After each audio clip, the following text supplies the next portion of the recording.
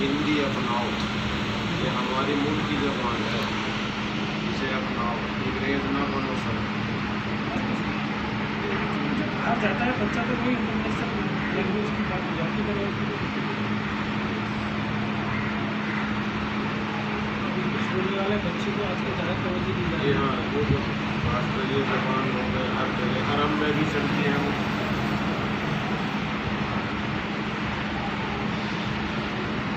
अब आप कितनी देर ठहरेंगे? आप बैठे आप नमाज पढ़ें, वैसे कोई दिक्कत तो नहीं है मुझे इसके पास। सरकार ने इसको एक्शन लेना शुरू कर दिया और एहतियात की नौबत में है।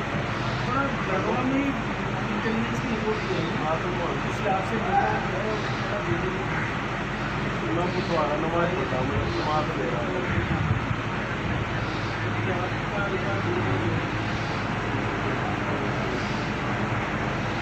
बच्चों को पता नहीं चलता है जी हाँ, पंजाब को जानते नहीं। तो जिससे कोई कॉल आई तो उनका जो कॉल के लिए वो तैयार हो उनको बुलाया तो समझाया।